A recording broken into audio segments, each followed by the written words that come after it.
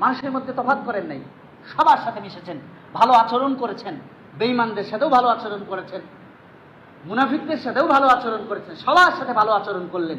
কিন্তু আমার নবী যেদিন মক্কা থেকে চলে গেলেন, সেদিন শুধু আবু বকর আর সেই দিন শুধুমাত্র হযরত আলী, এই দুইজন ছাড়া আমার নবীর সাথে আর কেউ যাতে পারে নাই, কেউ কথাও বলে নাই।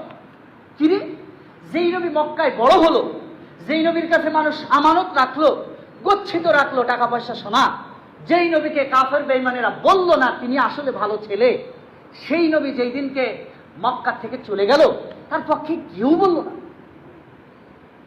কেউ বলল না, কেউ বলল না। শুধুমাত্র আবু বকর আর শুধুমাত্র আলী। আলী শুয়ে আছেন বিছানায়, নবীকে বলছেন, ইয়া রাসূলুল্লাহ, ইয়া হাবিবাল্লাহ, আমি আপনার বিছানায় থাকি, আপনি চলে যান। সুবহানাল্লাহ বলেন।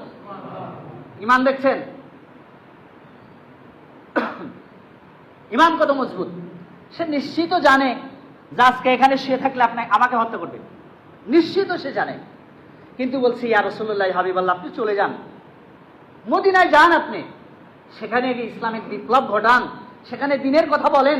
এই অন্ধের দেশে আয়না বিক্রি করেন না আপনি। যারা অন্ধ তাদেরকে আয়নার ডিজাইনার যদি কোনো এসে আয়না সম্পর্কে থিওরি দেয়, যারা অন্ধ, চোখেই দেখে না, জন্মগতভাবে অন্ধ, তারা কি আয়না সম্পর্কে বুঝবে? বরফের দেশে কি ফ্রিজ বিক্রি করা যায়? বরফের দেশে কি ফ্রিজ বিক্রি করা যায়? অন্ধের দেশে আয়না বিক্রি করা যায় না, বরফের দেশে ফ্রিজ বিক্রি করা যায় না। আমার নবীকে বলেছেন হযরত আলী এই কথাগুলি।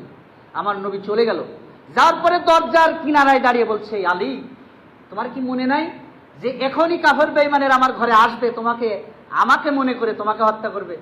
হযরত আলী কি বলেছিল? হযরত আলী কি বলেছিল যে না, আমার এমপির সাথে খুব আতাত আছে, যাতায়াত আছে, উনি ফোন দিয়ে আমাকে বাঁচাবে? এটা বলছে হযরত আলী রাদিয়াল্লাহু তাআলা আনহু। তিনি বলেছেন, ইয়া রাসূলুল্লাহ, ইয়া হাবিবাল্লাহ, আমি বিছানায় এখানে আছি, আপনি চলে যান মদিনায়, সেখানে ইসলামিক বিপ্লব ঘটান। আর এইদিকে বেঈমানেরা এসে যদি আমাকে হত্যা করে, আমার জীবন সার্থক হবে। আমি বিশ্বনবীর প্রাণের বিনিময়ে নিজের প্রাণ দিয়ে বিশ্বনবীকে রক্ষা করেছি। যেরকম সুবহানাল্লাহ। দুইজন।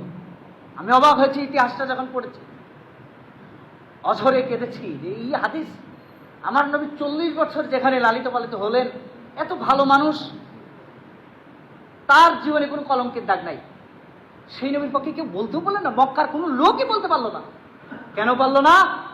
তারা ওই গণতন্ত্রের পূজারী আবু জাহেলের কাছে বিক্রি আছে। সহজ মনে করেন না।